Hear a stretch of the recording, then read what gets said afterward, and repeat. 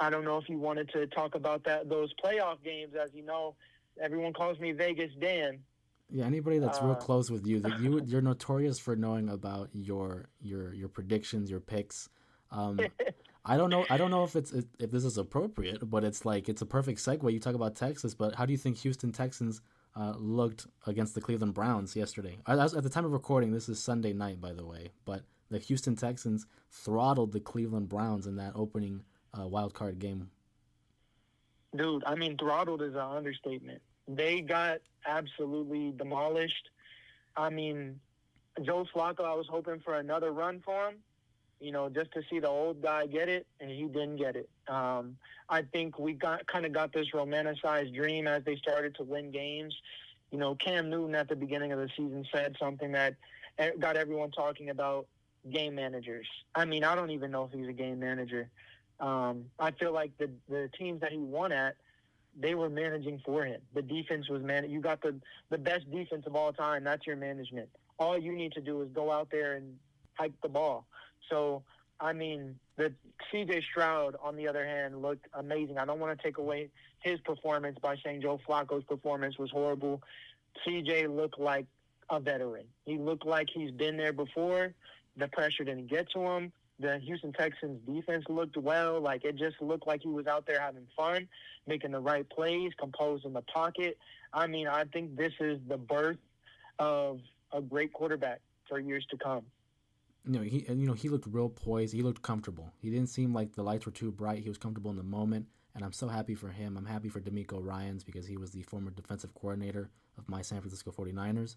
Um, I had the Texans, winning. I thought they looked good heading into it, and then last second I changed my pick to Cleveland because I honestly thought that defense would really be able to withstand the offense of Houston. And then it was just a matter of, can Joe Flacco continue this little Cinderella story he's going? And people know how I feel about Joe Flacco. I'm not a fan of his since the Ravens beat the Niners back at Super Bowl 47. I'm still bitter about that. And the fact that people want to refer to him as Joe Cool is mad disrespectful and blasphemous to that of Joe Montana. So I was pleasantly surprised and happy with the results of that game. One game that I know, well, that we both know, Jared was upset about. Jared being my brother, was the Miami Dolphins' inability to move the ball in Kansas City. Tua Tagovailoa looked terrible, and Oh, my goodness. I was just real quick. I was telling my mom this after the game, but I would always tell my dad because my dad, he kind of liked Tua. He said, "You know what? I think he might be okay," and I would tell my dad all the time. I'm like, the way he throws the ball, I'm not comfortable with it. I don't think he's comfortable with it. I don't trust him, and that game only solidified my opinion of him. I hope Yeah. I hope the kid goes well. You know what I mean? Like, I'm not gonna hate on him, but just given what I've seen from him the last couple of years, I wouldn't be surprised if they decide to move on from Tua Tagovailoa. What are your opinions on Tua? Bro, let me tell you. I called it. I told you the Dolphins are about to get smacked.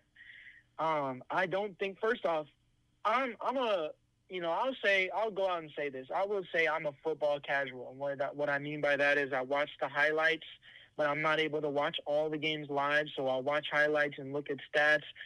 Some may call that box score fans that don't really watch the game because the numbers could be saying something, but it looks different when you're watching it in real time.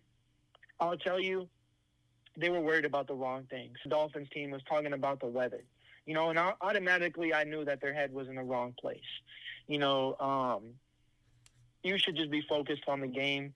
Tua is a guy where he's shown in multiple press conferences that he lets the fans get to him, and then he has to respond in his interviews and stuff like that, talking about you keep receipts. Let your playing keep receipts. The only receipts that we have of you is a playoff loss and a concussion. You know, I don't know how he was cleared. Um, I know this was a long time ago, but obviously this CTE is getting to him because I can't tell if this nigga throw to win or lose. He forgot what team he was playing for. But I mean, the Dolphins looked horrible, and the Chiefs looked like they did. The Chiefs didn't look like Super Bowl Chiefs. I don't think they look like contenders, but they look like Mahomes. Looked like Mahomes. They say he looked. When people say Mahomie, he looked like he had the exaggerated swagger of a black team. So I mean, he was in there in the pocket. He was making plays. I don't think Tua can make plays, and what I mean by that is throwing on the scramble, throwing on the run in an uncomfortable situation. I mean, you got all the weapons on offense. You got the fastest. You still can't get it done. Not to mention a solid running game. You got a young coach. Just couldn't get it done. I think this loss falls on Tua. It's a team game, but at the end of the day, he led his team to this loss. I think Tua played absolutely horrible, and this is not something that we're unused to seeing. He reminds me of he's a better version of Dak. Let me break it down to you. Dak is like McDonald's, right? And then Tua is Burger King. He is slightly better quality if you get a Whopper off the broiler. Slightly better quality, but at the end of the day, you're not going here for a 5-star meal. I'm not ever pegging, Dak to be my Super Bowl champ. He's not taking the Cowboys to the Super Bowl. I don't believe Tua is that guy. These guys are people that let the pressure get into their heads. They let the fans' voices get into their heads, and they just be worried about the wrong things and not the game. So, I mean, when your head is not in the game, I don't imagine your throwing will be either. So that was my take on that Dolphins game, and I could understand Jared's frustration, them being a favorite, and I think they were a favorite, and them having one of the best offenses this year. No, and then this is coming from a team that had scored 70 points, and when they scored 70 points on the Denver Broncos, I remember Jared and I talking about this and not believing the hype. Anytime you have an explosive offense like that, they don't win anything. You know what I mean? They're a flash in the pan. I like the comparison with Dak Prescott because I think those two teams are the equivalent of each other in their respective conferences. And what I mean by that is offensively, these guys are equipped. They have one of the better offenses in the league. I'm not going to say the best because we know I'm biased towards San Francisco, but they show potential. They show flashes of potential, but in the long run, it's not sustainable. And you bring up the comparison with a Dak Prescott, and that's a perfect segue into the Dallas Cowboy game against the Green Bay Packers. And I know prior to the game, Jared and I were talking about it, and we were under the assumption that, no, surely Dallas is going to at least win one game. And a lot of Dallas fans have been, romanticizing the idea that they were undefeated at home. And that's all fine and dandy, but as we know, the playoffs are a different animal. It's a different beast. And when you hear that when you're the opposition, like the Packers, and you hear that so often, that's only going to fuel them. I do believe in bulletin board material where if you put it up on the news and you talk about it enough, the opposing team will listen. So I'm not surprised that the Packers were able to upset them. What I'm surprised is the manner and the fashion that they were able to completely dismantle the Cowboys by halftime. There were videos and short clips of fans leaving at halftime because it was already 27-0. I'll give you your flowers and your credit, Dan, because you went a perfect 4-0 this week so far. Oh my goodness, yes, masterclass by Vegas Dan. And clap it up. Yeah. I honestly didn't think the Cowboys were going to lose like that. But you had brought up the point that if they start losing early, that Dak Prescott and the Cowboys aren't able to fight adversity and regain their composure and having to fight from underneath, especially from home, because that's not something they're accustomed to doing. So that was one point that I really liked, and I'll give you your credit for that, because that it is proven. It's proven in history that when the Cowboys are behind, they struggle to come back. Now, granted, they did make a little bit of a flurry towards the end of the fourth quarter, and they made it a close game, close enough to where Coach LaFleur of the Packers had to reinstate starters like Aaron Jones and Jordan Love back into the game to ensure that little cushion and that the game didn't get too out of hand. But one thing I point to in Shannon Sharp, he always says if you look at the stats of Dak Prescott, it's empty calories. When the game matters, it's that early first quarter, that first half essentially. He doesn't perform. But when the game's finally out of hand, now he's forced to throw the ball. And he had over 350 yards passing and was able to gain enough points. They finished with 30 plus points in the game. But if you look at the box score, that doesn't tell the story. It suggests it was somewhat close, but by watching the full game, it was not close at all. So based off of that, do you agree with that assessment of Shannon Sharp with the whole empty calorie? And what do you think the Cowboys do moving forward in terms of Dak Prescott and their coach Mike McCarthy? Because I think Mike McCarthy's out. I think he's done as a head coach. Yeah, that's a great point. Empty calories is one of the perfect, kind of metaphors that you can think of. I think Dak is, and I was just bashing on him. Dak is a decent quarterback. I think Dak doesn't know how to use his arm. You look at the Packers; those were some beautiful throws that it would just it looked like poetry in motion. Not everyone has, a very strong arm or an arm that floats. You have people like Michael Vick where they fling the ball with little effort and it floats very far. You know what I'm saying? They got that touch. Not everyone has that touch. And you got to just know how to play your arm. I think Brady, is, and I'm a Brady diehard fan. Mm-hmm. I would not tell you that Brady had the best arm because he didn't. Brady was going to kill you with screen passes to some white receiver that was running an in route or, a short slant. You know what I'm saying? Some slow, just a guy that just could get it in there.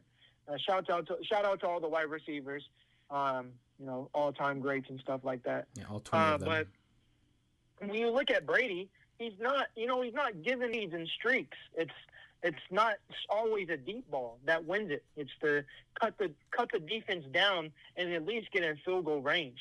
I feel like Dak tries to play outside of his position, outside of what makes him comfortable. And when you try and play hero ball, you're taking a great risk because, heroes die. So when you're out here trying to air it out, you're going to throw a pick. Or when you're forcing reads, hey, just throw the shit out of bounds. I feel like it's very simple as far as, if the reads is not – if you don't – he doesn't have the legs to really make it happen on the ground. If your reads are covered, throw that shit out of bounds. Or, at least try and get a better angle on something. He tries to play outside of his role, and I think that's Dak's downfall. Him not being able to play under pressure. He puts himself in a deficit, and he can't come back. Tom Brady is able to do that because he knows his game. He knows, I'm not going to throw an 80-yard pass to, Gronk. I'm going to throw this quick screen pass or this quick slant and cut the defense down. Let's just get a first down. Let's focus on getting a first down before we can try and get it in the end zone. We have, when you think about that, there's 100 yards. You have essentially, 40 plays to get down. If that's 10 yards and you have 4 tries for each 10 yards, right? You got 40 plays to get down the field. Why are we trying to score in 2? You don't have that arm. So I think he's misusing his arm. I think the team is misusing him. And I honestly think it's time for them to move on. They're paying him a lot of money to get little production. He's either injured or he's ass.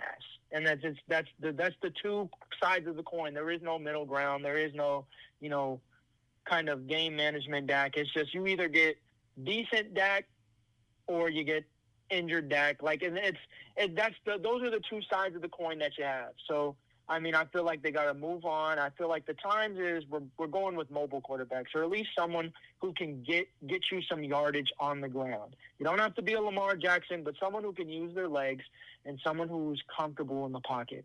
Now, that sounds like a dream quarterback, but, there's a lot out there for the taking, especially with the draft coming up. Obviously they won't have a top draft pick because we're a playoff team. Mm-hmm. But, do they still have Lance? Yeah, he was a backup. A lot of people were suggesting of putting him in the game. Shit, it's time to give a chance. Dak, you don't have your chances, man.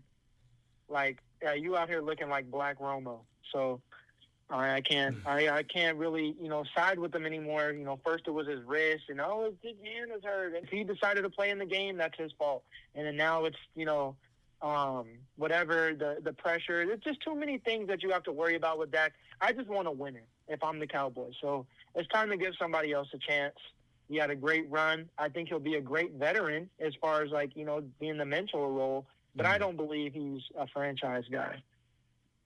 Yeah, and I think it'd be hard to disagree with that take. And I know a lot of Cowboy fans won't like that take, but it's facts at this point. A lot of them have been delusional in terms of their history and in terms of their potential. They've been saying it's their year for almost 29 years, and it's not at least not for the time being. You know what, the one thing I've always said, and a lot of people can attest to this because I'll say it to anybody. I think the one common issue in the Cowboys is Jerry Jones. Because if you look at over the course of the 30 years, the only constant, the one thing that hasn't changed, is Jerry Jones maintains the majority of the power and the direction of that franchise. I think he can I think he can remain the owner, because I understand that's a tough gig to give up, especially given how valuable the franchise is. But maybe if he were to maybe if he were to delegate football operations to someone else, because I feel like Jerry Jones is very business savvy, and that's fine. But I think in terms of on the field, like drafting, hiring personnel, you need to hire someone that has that knowledge and has that expertise that you can defer to. And I feel like he's getting a little up there in age. It's going to help him out as well in terms of stress. I think that's the issue, and I'm willing to guarantee when he finally decides to step away from football operations and hands the reins over to someone else, we will begin to see more long-term and sustainable success for the Cowboys. But until then, I think Jerry Jones is the underlying problem with that franchise and its direction.